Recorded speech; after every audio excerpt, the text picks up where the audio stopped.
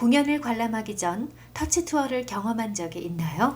저는 사실은 개인적으로 터치 투어를 상당히 좋아해요. 터치 투어 하고 나면 공연을 보는 그 감각이라든가 이해라든가 이런 것들이 상당히 달라지거든요. 그 터치 투어에서 이제 봤던 경험을 통해서 말씀드리면 이제 일단 편입생 터치 투어가 좋았어요. 그 좋았던 이유 중에 하나는 배우들이 움직이는 무대의 동선을 같이 그 해설자분과 같이 이제 이동하면서 터치 투어를 했어요. 문에서 그 카드를 찍고 들어가는데 음향이 나는 거가 어떻게 되는지 음향을 어떻게 딱 이렇게 맞춰서 주시더라고요. 문을 들어가서 그 공간들에서 극에서 의미 있는 부분들을 해설자님이 설명해 주시고 제가 그것들을 만지는 경험들을 했어요. 터치 투어를 하고 나서 공연을 보면 누가 침대에서 일어난다든지 그런 설명은 없더라도 그 무대를 이미 머릿속에 그리고 있기 때문에 그걸 더 입체적으로 이해하는 데 좀 크게 도움이 됐던 것 같습니다. 그 무대를 만지거나 그냥 보는 것뿐만이 아니라 저희가 직접 무대 위에 올라가서 소품도 보고 또 배우분들하고 얘기도 나누고 연출자분이 이런저런 설명도 해주시고 뭐 소품에 어떤 포인트가 있다 이런 부분들까지 얘기를 해주셨기 때문에 뭔가 저 입장에서는 정말 처음 보는 세계라는 생각이 들어가지고 되게 신기했고 좋았던 그런 경험이 있었습니다. 안녕하세요. 저는 음성해설 작가이자 연구자인 서수연입니다. 조금 전 시각장애인 관람객들이 직접 경험한 터치 투어에 대한 이야기를 잠깐 들어보았는데요. 만족도가 상당히 높고 더 많은 터치 투어가 제공되었으면 하는 바람을 읽을 수 있었습니다. 그럼 이러한 터치 투어는 무엇인지 또 어떻게 진행되는지 한번 살펴보겠습니다. 터치 투어는 공연 전에 시각장애인 관람객을 공연장으로 초대해서 무대를 경험하게 하고 소품과 의상 등을 직접 만져보고 배우를 만나보는 등 다양한 기회를 제공하는 감각 체험 행사를 말합니다. 터치 투어는 공연 1시간 30분 전에 시작하고 약 30분 정도 소요되죠. 참여할 시각장애인 관람객들은 3명에서 4명 정도가 좋고요. 참여자가 적을수록 무대를 경험할 기회를 더 많이 드릴 수 있기 때문에 참여자의 만족도는 더 높아질 수 있습니다. 하지만 인원수가 딱 정해진 것은 아닙니다. 무엇보다 안전을 최우선적으로 고려해서 시각장애인 관람객을 초대하는 것이 좋습니다. 그리고 음성 해설을 제공하는 공연 날짜에 터치 투어를 함께 진행하는 것이 좋습니다. 해외 터치 투어를 경험한 적 있나요? 터치 투어의 좋은 점은 최근 저의 경험으로 설명이 될 것 같아요. 저는 지난 8월에 영국 에든버러 페스티벌에서 터치 투어에 참여하고 음성 해설과 함께 공연을 관람한 경험이 있습니다. 접근성 매니저의 사전 설명을 들으면서 무대로 이동했고 또 무대에서 음성 해설가와 무대 감독이 참여해서 무대 구성, 소품, 장면들에 대해서 많은 이야기를 들려주고 충분히 경험할 수 있게 배려해 주었습니다. 터치 투어를 마치고 객석으로 입장을 했는데 극장이 오래되어서이기도 했고 2층이다 보니까 시야 방해가 생각보다 많이 되는 구역에서 공연을 관람하게 됐습니다. 일부 보이지 않는 장면들이나 움직임이 있었는데 음성 해설하고 또 공연 전에 터치 투어를 통해서 가까이 보고 또 설명을 들었던 시간이 있었기 때문에 큰 불편함 없이 공연 관람을 마칠 수 있었습니다. 3년 전 멜버른 페스티벌이었던 것 같아요. 이제 장애인 관객분들이랑 같이 터치 투어를 경험할 수 있겠구나 라고 생각을 했는데 막상 극장 앞에 갔을 때 저를 비롯한 다른 극장 관계자들만 있고 저희는 다 비장애인이었거든요. 그래서 극장 측에서도 아쉽지만 그냥 정식 터치 투어라기보다는 좀 터치 투어를 시연을 하고 우리의 생각을 공유하는 형태로 약간 이벤트처럼 바꿔보자 해서 진행을 했었는데 결국은 관객분들이 오셔야 저희가 이걸 제공할 수 있고 또 공연을 전달할 수 있다는 생각이 들어서 관객 개발이 참 우선시 되어야 한다라는 생각을 좀 많이 했던 기회였던 것 같고, 이렇듯 해외 터치 투어가 어떻게 진행되는지 직접 가서 경험할 정도로 공연 관계자들도 터치 투어에 많은 관심을 보이고 적극적으로 활용하고 싶어 하는데요.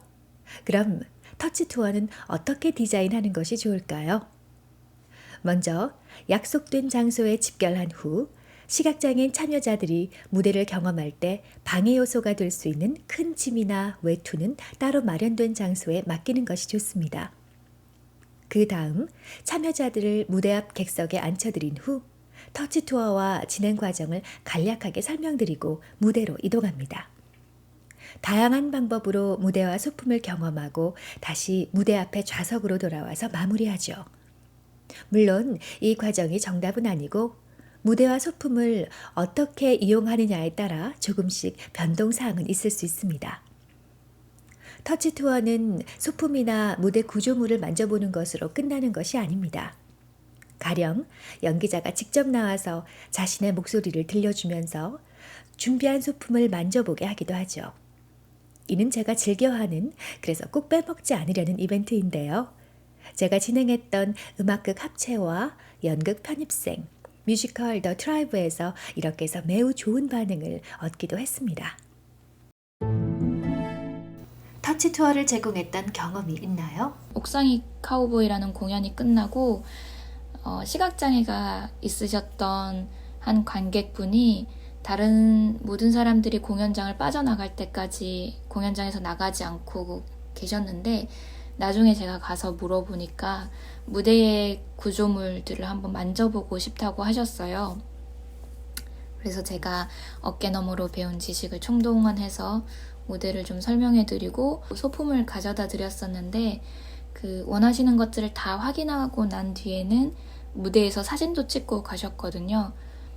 관객이 공연을 관람한 후에 뭔가를 더 확인해보고 싶다는 생각이 든다는 것이 이제 창작자에게는 큰 기쁨인 것 같아요. 그래서 마치 관객과의 대화 시간을 가지는 것 같은 느낌이 들었었습니다.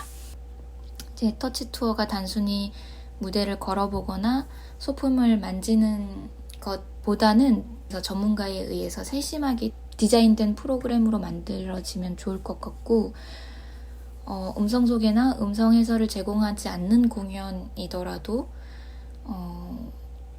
백스테이지 투어처럼 터치 투어 프로그램이 만들어져서 누구라도 쉽게 접근이 가능하게 되면 좋을 것 같습니다.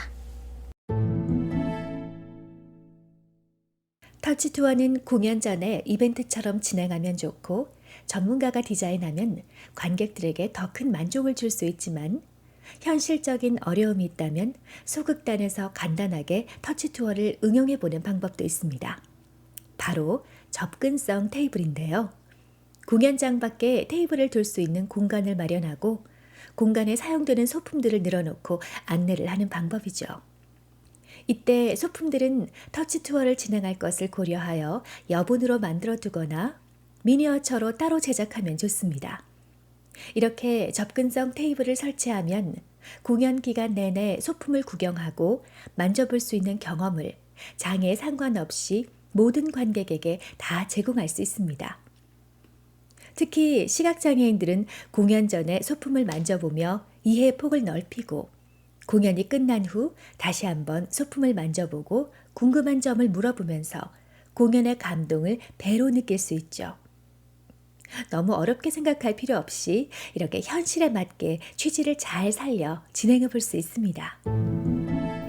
터치 투어 제공 시 주의할 점은 무엇인가요? 일단 무대는 굉장히 위험하거든요.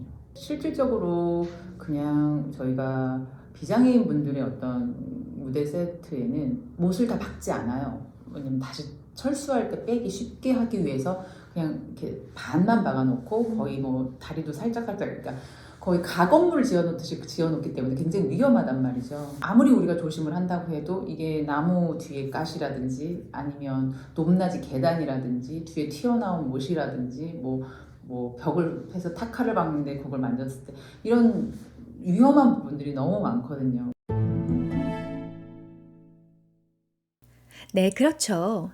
인터뷰에서 확인했다시피 터치 투어는 무엇보다 안전이 중요합니다.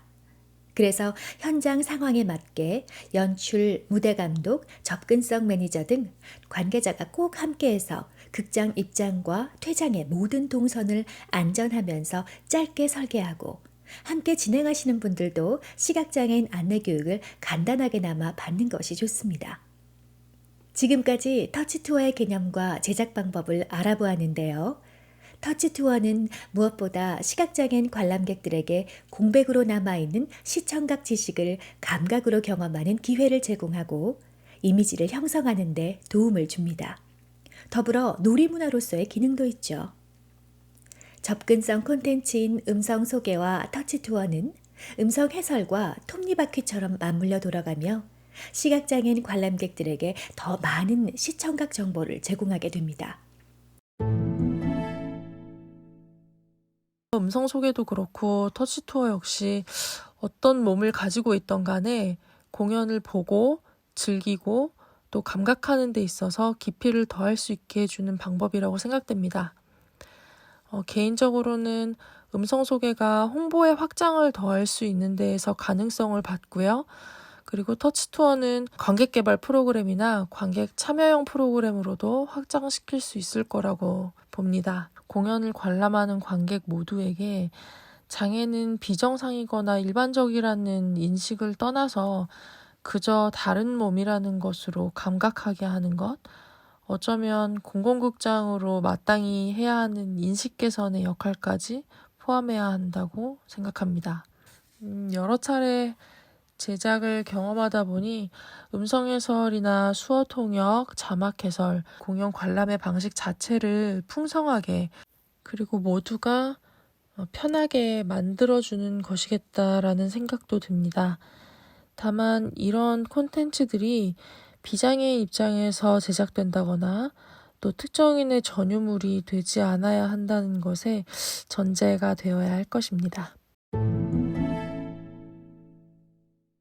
좋은 말씀입니다.